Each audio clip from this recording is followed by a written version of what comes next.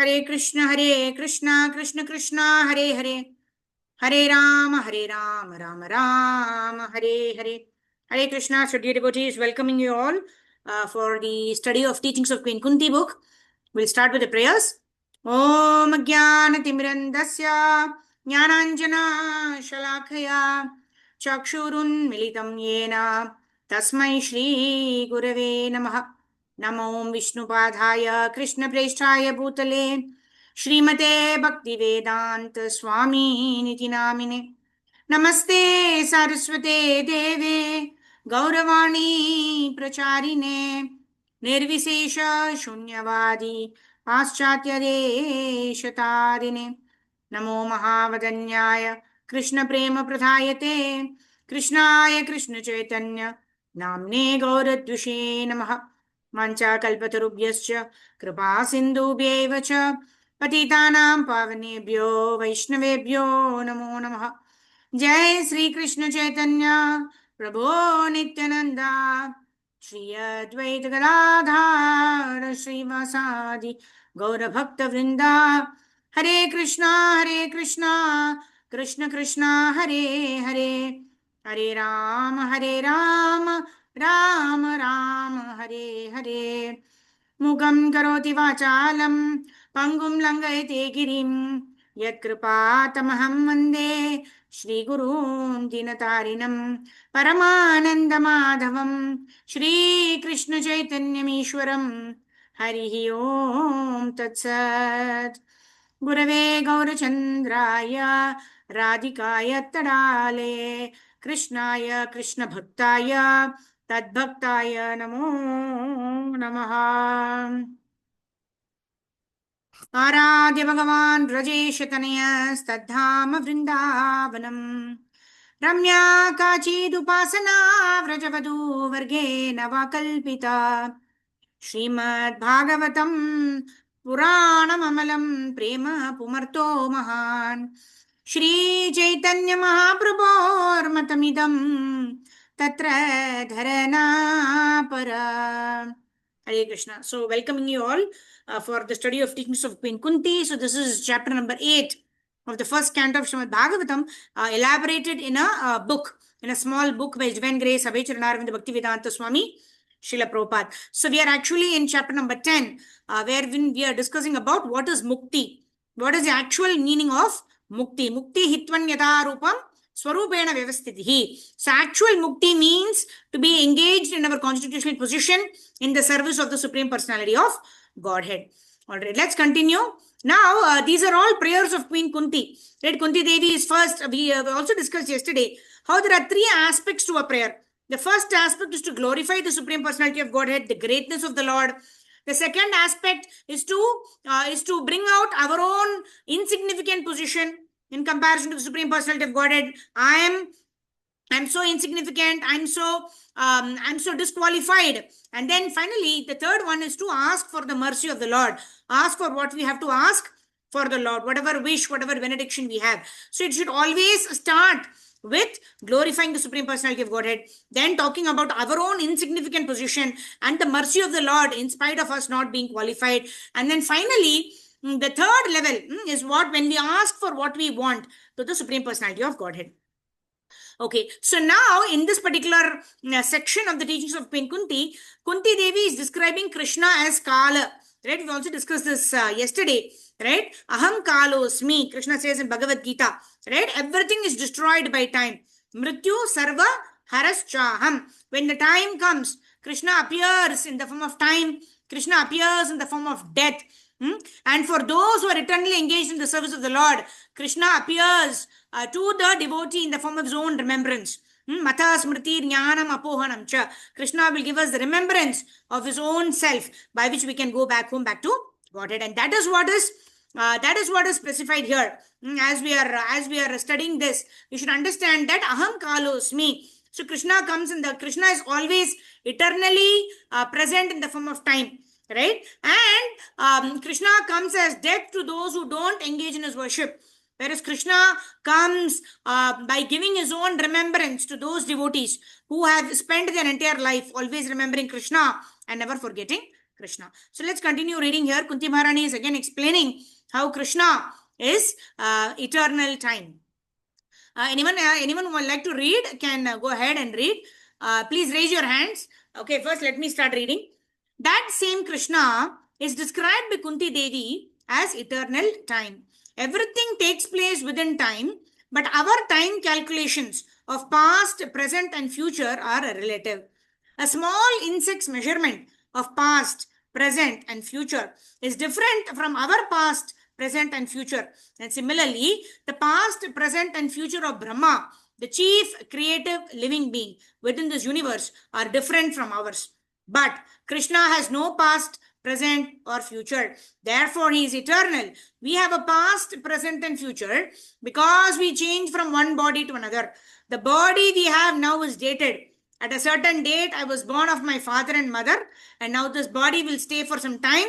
It will grow, it will produce some byproducts, it will become old, it will dwindle, and then it will vanish. And then I'll have to accept another body. Dehinosmin yata dehe kaumaram yavvanam jara tata dehantara praptir dhirastatranam uyati. A sober person is not bewildered by such a change within the body. From childhood to, from birth to childhood to youth to old age, and finally the change happens to another body which we call as death. When the past, present, and future of my present body are finished, I shall accept another body, and again my past, present, and future will begin. But Krishna has no past, present, or future. He does not change his body. That is the difference between ourselves and Krishna. So Krishna actually explains this in Bhagavad Gita when Arjuna asks Krishna, when Krishna says, Evam parampara praptam imam rajarshayo vidhu sakalaneham hata yogo nashtaha parantapa imam vivasvate yogam proktavanaham avyayam vivasvan manave praha manur ikshvakave bravet. Right? Krishna is telling Arjuna, I spoke the science to the sun god Vivasvan, who in turn spoke to Manu, Ikshvaku, and all of that. But then Arjuna is asking Krishna, how is it, Krishna, that you are saying you spoke the science of Bhagavad Gita to the sun god? With the passage of time, the science appears to have been lost. And hence, I am giving you the science again, O Arjuna. And then Arjuna is wondering, how is it that Krishna is given this knowledge? He's not doubting Krishna, but he is simply acting as an instrument so that we, the common men, we all understand that Krishna actually spoke the science of transcendental knowledge even to the sun god of Vivasvan. So Krishna tells Arjuna, you and I and all of these kings have taken their births again and again and again. Natva ham jatu nasham natvam neme janadipaha na chaiva na bhavishyamaha sarve vayam atha param. So Krishna is telling Arjuna, you and I and all of these kings who are assembled here, they've all taken millions of births in the past, they're existing now, and they will continue to exist in the future. Well, I remember your past, present, and future. All of these kings, past, present, and future, you don't remember them. Because Arjuna, being a devotee of the Lord, who has been born in this material world to assist Lord Krishna in the past times, is by the arrangement of the Lord not remembering the past, present, and future. Actually, the devotee is as good as the Lord. But sometimes Krishna puts a devotee into certain position so as to serve a better purpose. Krishna wanted Arjuna to become the instrument for this Bhagavad Gita to be delivered. And hence Arjuna did not remember. Arjuna is now put under illusion.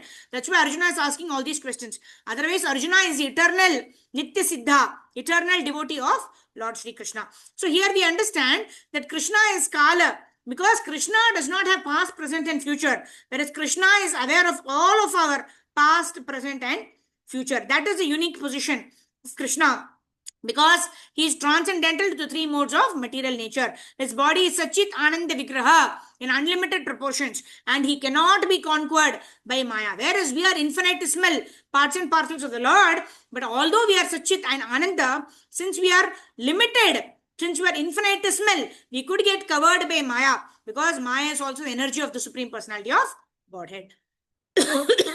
Okay, let's move ahead and read. Okay, Karpavali Mataji, go ahead.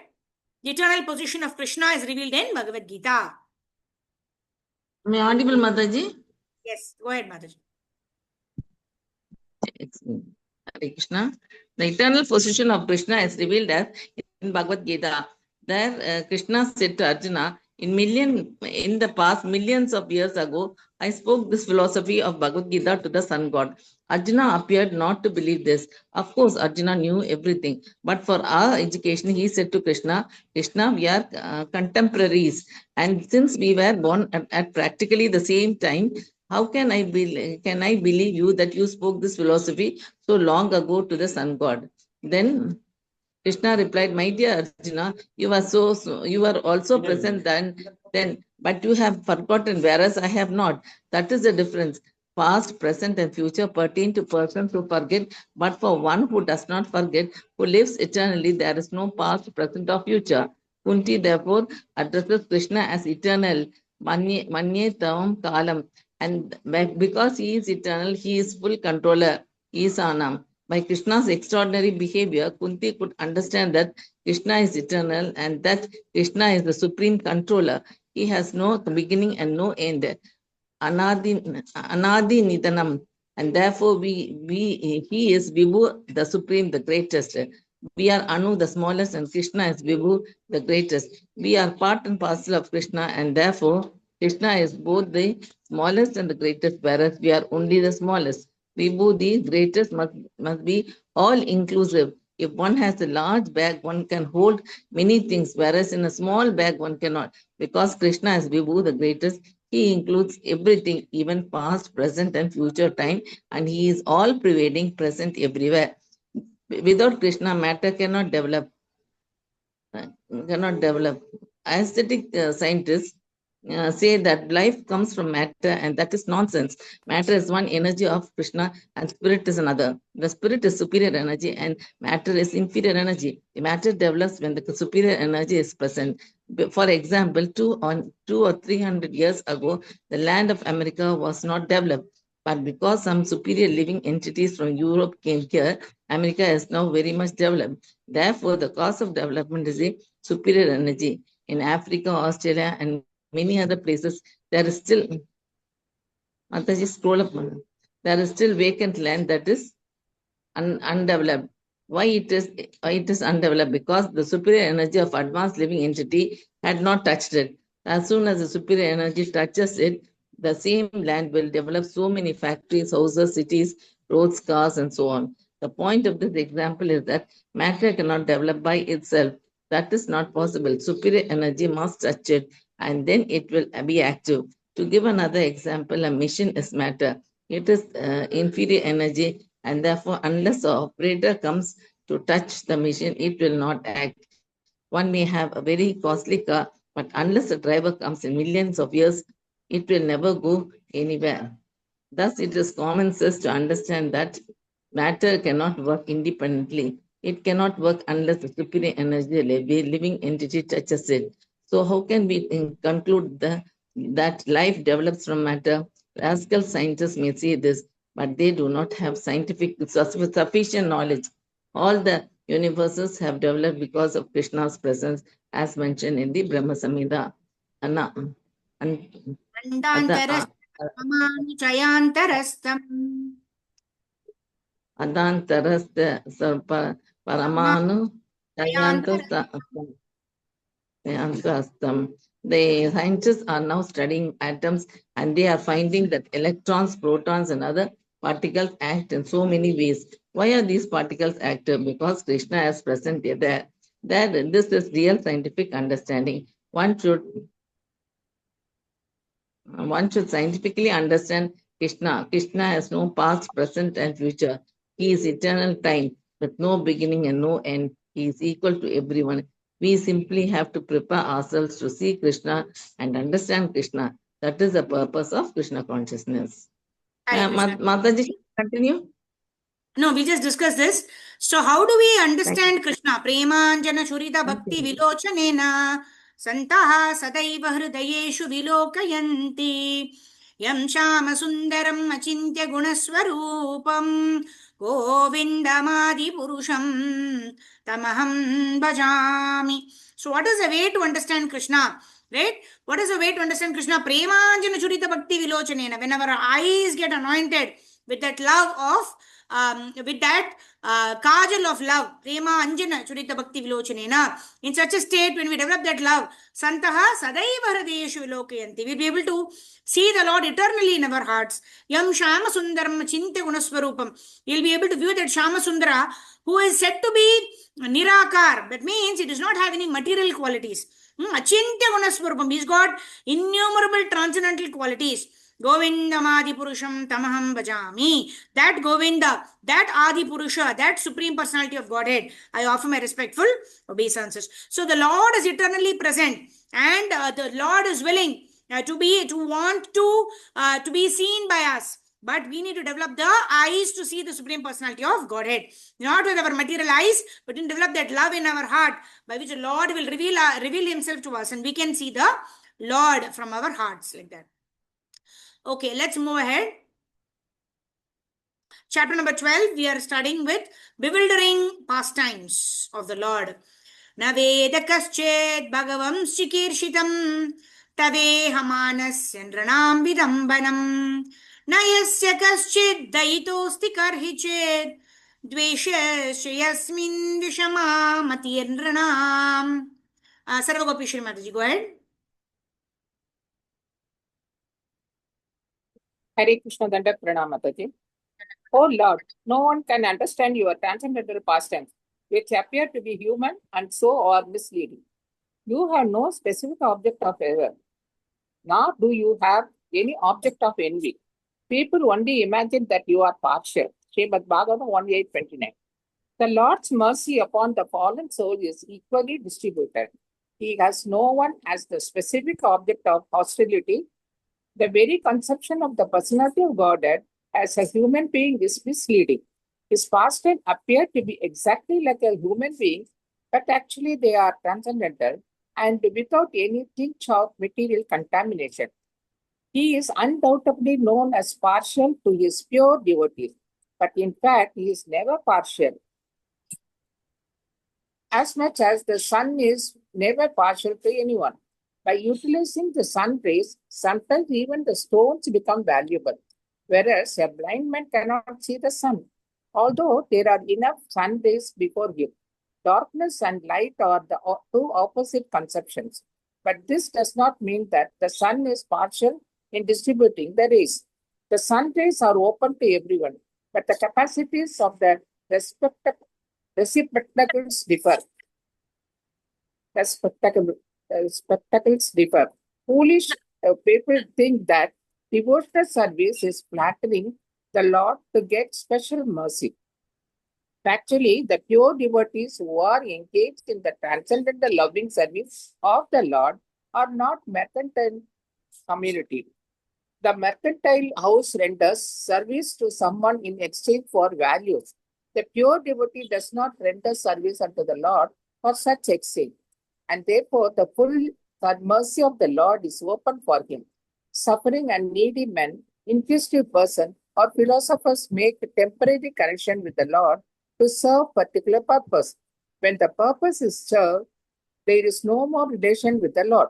A suffering man, if he is pious at all, or prays to the Lord for his recovery. But as soon as the recovery is over, in most cases, the suffering man no longer cares to keep any connection with the Lord. The mercy of the Lord is open for him, but he is reluctant to receive it. That is the difference between a pure devotee and a mixed devotee. Those who are completely against the service of the Lord are considered to be in abject darkness. Those who ask for the Lord's favor only at the time of necessity or partial receptions of the mercy of the Lord. And those who are 100% engaged in the service of the Lord are full recipients of the mercy of the Lord. Such partiality in receiving the Lord's mercy is relative to the reception, and it is not due to the partially of the all-merciful Lord. When the Lord descends on this material world by his merciful energy, he plays like a human being.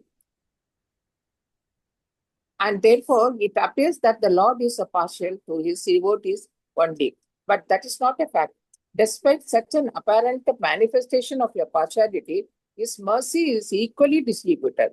In the battlefield of Kurukshetra, all persons who died in the fight before the presence of the Lord got salvation without the necessary qualification.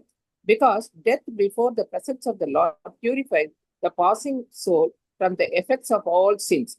And therefore, the dying man gets a place somewhere in the transcendental abode. Somehow or other, if someone puts himself open in the sun rays, he is sure to get the requisite benefit both by heat and by the ultraviolet rays. Therefore, the conclusion is that the Lord is never partial. It is wrong for the people in general to think of him as partial. The Thank you, Lord Mataji. says in the Bhagavad Gita, okay, Hare Hare Bol. Krishna, Thank you, Mataji. Mataji. Dandavat Pranam. So, this is very, very interesting, right? Prahlad Maharaj also, in the 8th canto of Srimad Bhagavatam, when Narasimhadev comes and kills Hiranyakashipu, and he asks Prahlad Maharaj, you please ask for a benediction, right? He came only to give a benediction to Prahlad Maharaj, right? His purpose was only to please Prahlad Maharaj. He did not come to kill Hiranyakashipu. He could have easily done through any of his energies. Why did he come personally? He came personally because Prahlad Maharaj told that he is within the pillar. And Hiranyakashipu asked, if I hit this pillar with my mace, is your Lord inside? You are saying your Lord is everywhere.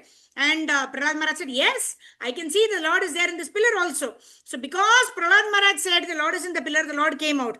And the Lord killed, after killing Hiranyakashipu, the Lord, and after Narasimhadev was pacified by Prahlad Maharaj by his wonderful prayers, right? Narasimhadev picked up Prahlad Maharaj, put him in his lap and asked Prahlad Maharaj, what is it that you want?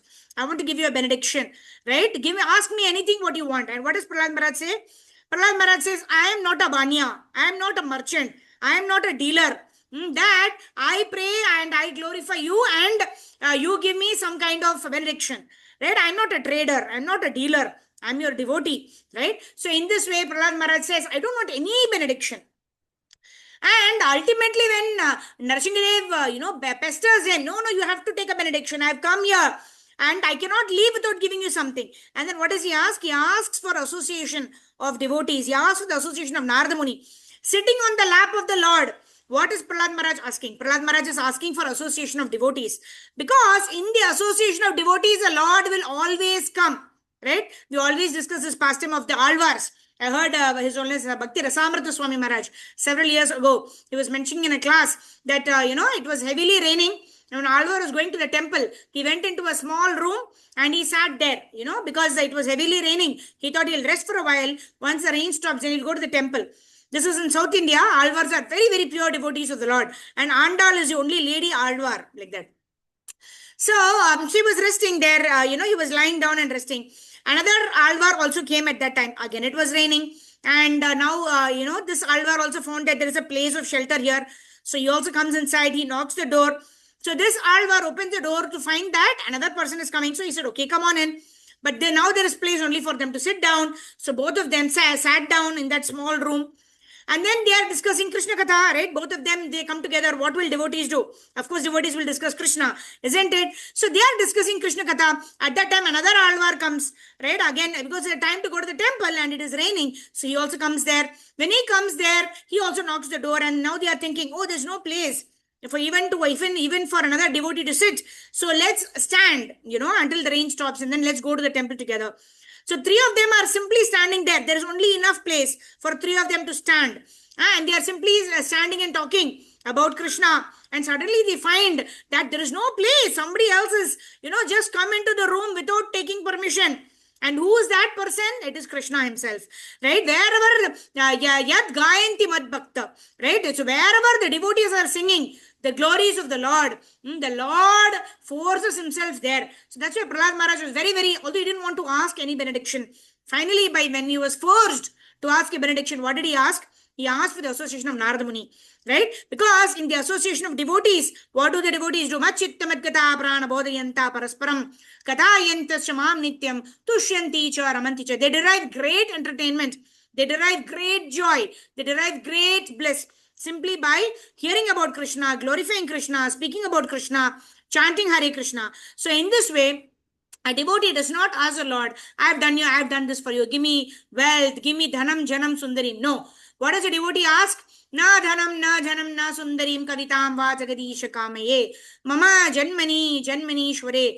Bhavatat bhakti rahituki tvai. I simply want to render devotional service which is unmotivated and uninterrupted. And I want to do so only for your pleasure, O Lord. And that I want to do it in the association of devotees. It is only in the association of devotees that we can remember Krishna. So here also Kunti Maharani is also stating that particular point which Prabhupada is also explaining in the purport or in the purport of this verse is that the Lord is partial to his devotees, just like if there are if somebody is so eagerly serving you, if somebody is so eagerly preparing nice wonderful prasadam for you, obviously next time when you meet that person you want to express gratitude, you want to help you want to give that person something that person likes, you want to make that person happy.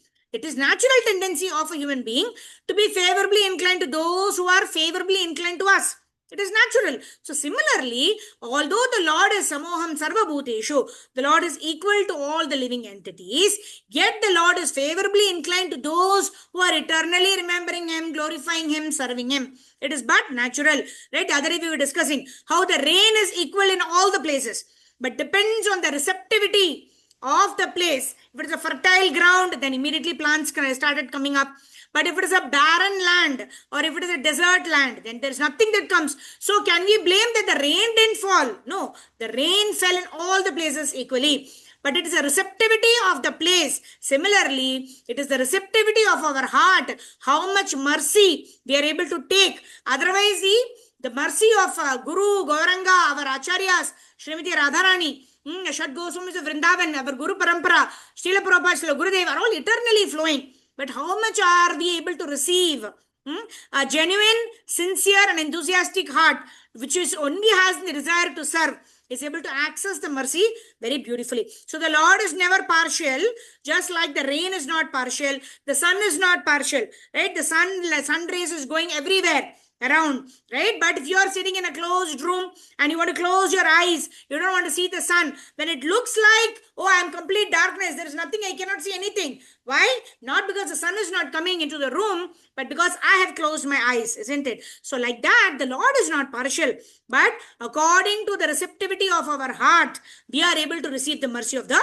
Supreme Personality of Godhead. And the next section is talking about how the Lord appears again and again and again to reclaim the fallen souls back home, back to Goloka Vrindavan Dham. So the Lord is so compassionate, the Lord is so merciful, the Lord is coming again and again to this material world, giving us a taste of the spiritual world so that we give up the taste for sense gratification and we develop a taste to want to reawaken our love for Krishna, to go back home, back to Godhead. For that reason, the Lord appears again and again and again. Okay, so let's continue reading. The Lord says in Bhagavad Gita 4.8, Paritranaya sadhunam vinashaya cha dushkritam dharma samsthapanarthaya sambhavami yuge yuge. In order to deliver the pious and to annihilate the miscreants, as well as to re-establish the principles of religion, I advent myself millennium after millennium. Right? So the main reason for the advent of the Lord is Paritranaya Sadhunam. And by the way, what happens? Vinashaya Chadushkritam. That happens by the way. Yeah. Navakishwari Mataji, you would like to read? Hare Krishna. Yes, Mataji, go ahead. Please unmute yourself when God incarnates. Yes, Mataji. Thank you, Mataji. Hare Krishna. Dandavat Pranam, Mataji. When God incarnates, he has two missions to vanquish the demons and deliver the sadhus, the faithful devotees. The word sadhu nam, which means saintly persons, refers to devotees. It has nothing to do with worldly honesty or dishonesty, morality or immorality. It has nothing to do with material activities. Sometimes we may think that the word sadhu refers to a person who is materially good or moral. But actually, the word sadhu refers to one who is on the transcendental platform. A sadhu, therefore, is a devotee, because one who engage in the devotional service is a transcendental to material qualities. Sa gunan samatit yetan. Now, the Lord Sorry, Mataji. Now the Lord comes to deliver the devotees, Paritrana Sadhunam, but it is clearly stated in Bhagavad Gita 14.26 that a devotee transcends the material qualities, Sagunan Samati Yatan. A devotee is in a transcendental position because he is no longer under the control of the three modes of material nature, goodness, passion, and ignorance. But if a sadhu is already delivered being on the transcendental platform, then where is the necessity of delivering him? This question may arise. The Lord comes to deliver the devotee, but the devotee is already delivered. Therefore, the word vidu. Vidambanam, meaning bewildering, is used in these words because this appears contradictory. The answer to this contradiction is that a sadhu, a devotee, does not require deliverance, but because he is very much anxious to see the Supreme Lord face to face, Krishna comes not to deliver him from the clutches of matter, from which he has already been delivered, but to satisfy his inner desire. Just a devotee wants to satisfy the Lord in all respects. The Lord even more wants to satisfy the devotees. Such are the exchanges of loving affairs. Even in our ordinary dealings, if we love someone, we want to satisfy him or her, and he or she also wants to reciprocate. So, if the reciprocation of loving affairs exists in this material world, is in what an elevated way must it exist in the spiritual world. There is a verse in which the Lord says, the sadhu is my heart, and I am also the sadhu's heart. The sadhu is always thinking of Krishna, and Krishna is always thinking of the sadhu, his devotees. The appearance and disappearance of the Lord within this material world are called Chikirsitam. Chikirsitam pastime. It is Krishna's pastime that he comes. Of course, when the Lord comes, he has some work to perform to protect the sadhu and kill those who are against the sadhu. But both of these activities and our pastime, both of these activities and pastime. The Lord is not envious. The killing of the demons is also a display of his affection. Sometimes we may punish our children by giving them a very strong slap because of love. Similarly, when Krishna kills a demon, this killing is not on the platform of material jealousy or envy, but on the platform of affection. Therefore, it is mentioned in the Shastras, the Vedic literatures, that even the demon killed by the Lord attained immediate salvation. Putna, for example, was a demonic witch who wanted to kill Krishna. When Krishna was performing pastime as a small child, she coated the nipple of her breast with poison and approached Krishna's home to offer the milk of her breast. When Krishna sucks my nipple, she thought the child will immediately die. But that was not possible. Who will kill Krishna? Instead, she herself was killed. For Krishna sucked the nipple and also sucked out her life for altogether. But what was the result? Krishna took the bright side. This demonic woman came to kill me, he thought, but somehow or other I have sucked her breast milk. She is my mother. Thus, Putna attained the position of Krishna's mother in the spiritual world. This is explained in the Srimad Bhagavatam, where Uddhava says to Vidura that Krishna is so kind. God is so kind that even the witch who wanted to kill him, he with poison, who was accepted as his mother. Since Krishna is such a kind of God, he said, whom else shall I worship but Krishna? Kunti Hare Devi Krishna. said, Hare Krishna, Mataji. Thank you so much. It's so nice. Haribol. Danat Pranam. So this is so wonderful. This is also one of the verses because of which Shukadeva Goswami became a pure devotee of the Lord. Right? We all know Shukadeva Goswami how he was not willing to come out of his mother's womb. He didn't want to get into this material nature. So what did he do? He was refused to come 16 years. 9 months in the womb, only the mother gets tired, isn't it? But 16 years in the womb of the mother, and the child does not want to come out. And Vyasadev told Shukadeva Goswami, please come out of the womb. And then Krishna himself personally came and told, and Parikshit Maharaj, Shukadeva Goswami is like, no, I don't want to come out. Because he was a Nitya Mukta. He was already eternally liberated. And Krishna told, I promise you, you will not get entangled in the 3 modes of material nature. Please come out. And what did he do? As soon as he came out, he went to the forest. And Vyasadeva was running behind him. We also see in Bhagavatam how some women were taking bath in the water. When Shukadeva Goswami went, they were not at all bothered, because they knew that Shukadeva Goswami is transcendental.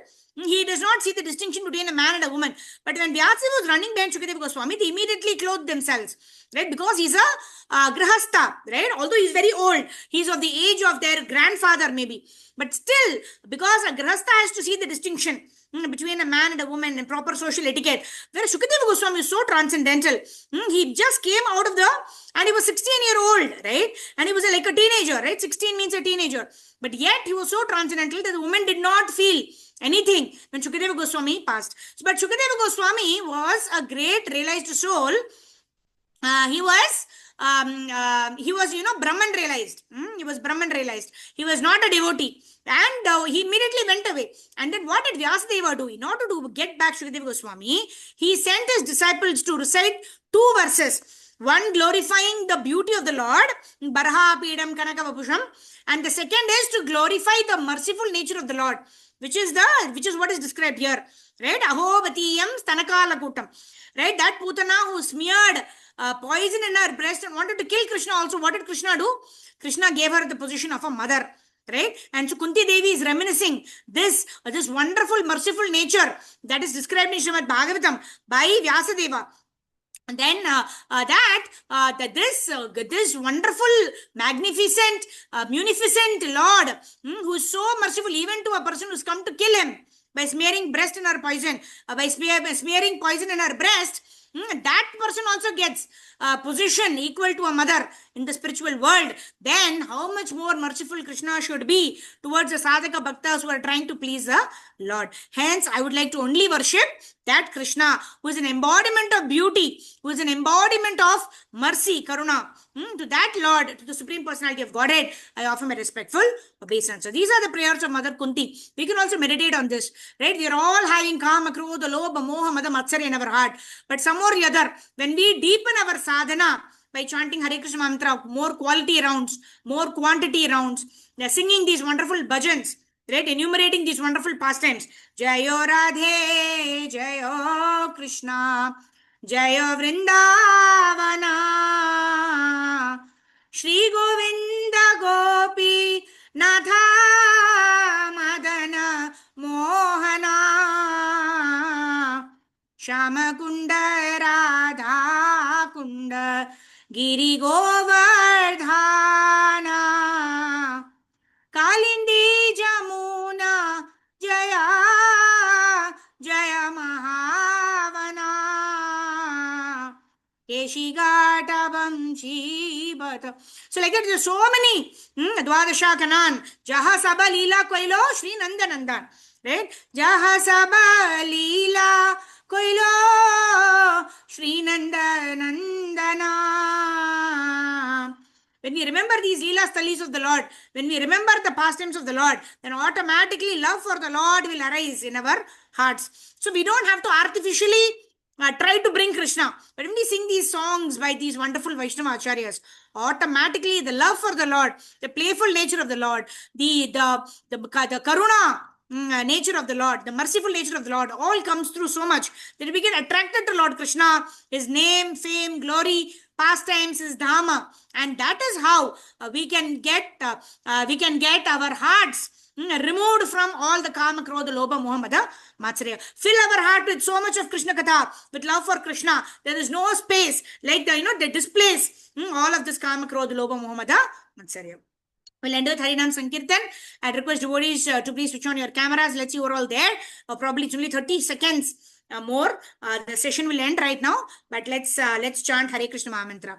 नमः ॐ विष्णुपदाय कृष्णपृष्ठाय भूतले श्रीमते भक्तिवेदान्त स्वामिनीति